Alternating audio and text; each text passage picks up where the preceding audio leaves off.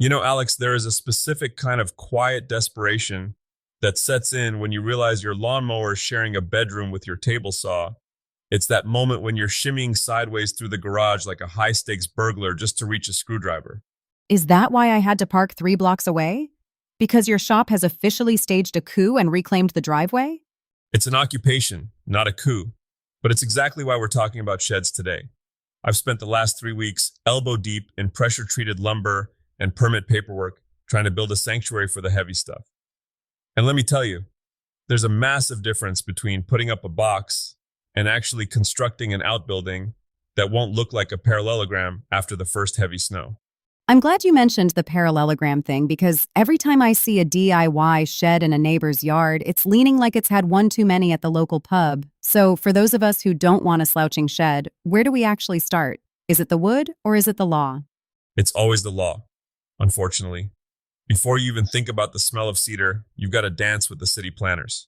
Most places have this magic number, usually around 120 square feet. You stay under that, and you're an accessory structure. You go over, and suddenly you're in a committed relationship with the building inspector. And I'm guessing accessory structure is code for less paperwork? Exactly. My latest build is a classic 8x8. It sounds small, but if you're clever with the math, it's the sweet spot. You aren't cutting 10-foot boards down and throwing 2 feet of expensive grain into the scrap pile. Everything in the lumberyard comes in 8s, 10s, and 12s. An 8-foot cube is basically the universe telling you it wants to be a shed. Okay, so we've got the size, but I've seen you staring at your backyard for 45 minutes straight with a look of pure agony. What's the location secret for a shed? Nature hates a 90-degree angle, Alex. My yard has a slope that doesn't look like much until you try to set a level on it. Then you realize you're basically building on the side of the Alps. The temptation is to find the lowest spot so the shed doesn't block the view. But that's how you end up with an indoor swimming pool for your rakes. Water is the enemy. It's the slow motion termite. So don't build in a bowl. Got it. But if the ground is wonky, do I have to rent a bulldozer and flatten the earth? You can if you want your neighbors to hate you by 7 o'clock a.m. But I prefer the post and pier method for sloped ground. You use those heavy concrete deck blocks or pour some footings, and you use different heights of 4x4 posts to find level above the grass. It lets the air whistle underneath the floor joists. Dry wood is happy wood. Happy wood. You're one step away from painting happy little trees on the siding. But seriously, once you've got these piers floating in the air, how do you make sure the floor doesn't feel like a trampoline when you walk on it? This is where people get stingy, and it haunts them. For a shop floor, especially if you're putting a cast iron bandsaw or a heavy riding mower in there, you want 2x6 pressure treated joists, and don't space them 24 inches apart. Go 12 or 16 inches on center. If the floor has even a millimeter of give, every time you walk across it, your precision tools are going to feel it.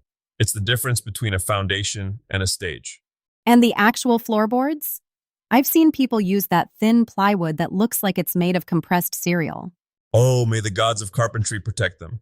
No, you want 23-second tongue and groove, OSB, or plywood.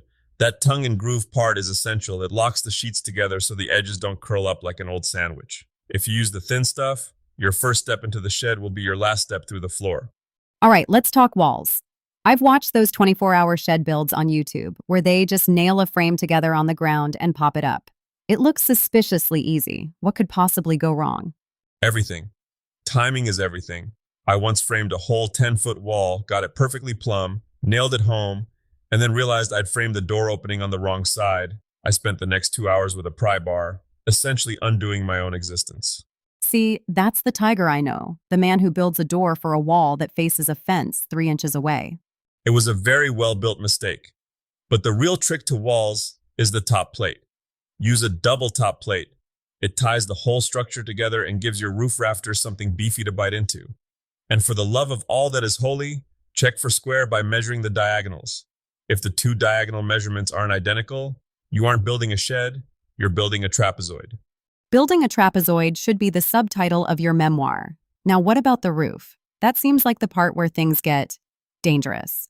The roof is where the geometry final exam you failed in high school comes back to haunt you. A simple gable roof, that classic A shape, is the most forgiving.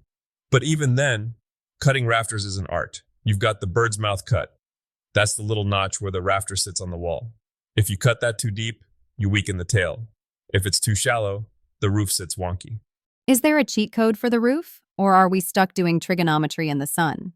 There's no cheat code for gravity, but there are rafter squares. They have the scales built right into the metal. You just need to know your rise and run. For a shed, a 4 and 12 pitch is usually enough to shed the rain without making the building 10 feet tall. And don't skimp on the overhang. Give it 6 to 12 inches of eaves. It keeps the rain from crying down your siding and rotting your sills.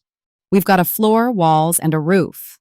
But if we leave it like that, it's just a very expensive birdcage. Let's talk about making it actually cozy. The stuff people are doing now where sheds are becoming she sheds, or man caves, or, in your case, a tiger den. Cozy is a luxury, but dryness is a necessity. Before the pretty stuff, you need a house wrap.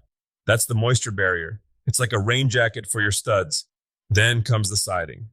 I'm a sucker for T111 or cedar lap siding.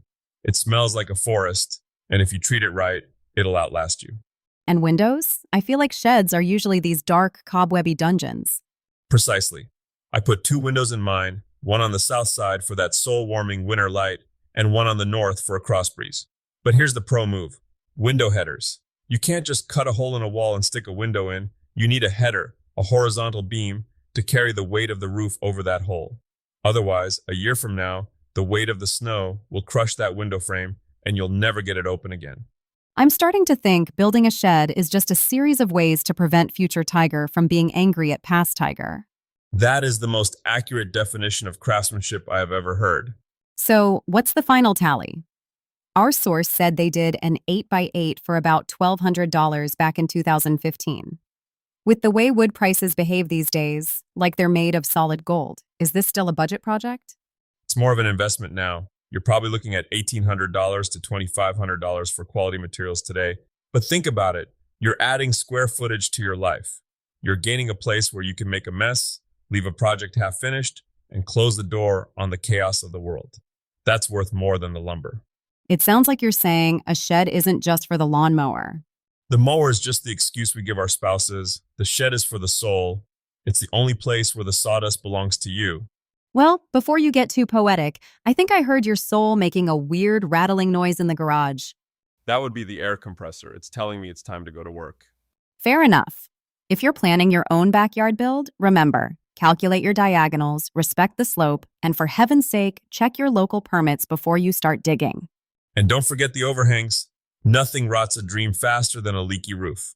Take your time, buy an extra box of nails, you'll drop half of them in the grass anyway, and enjoy the process of making something that stands straight. See you in the shop, Tiger.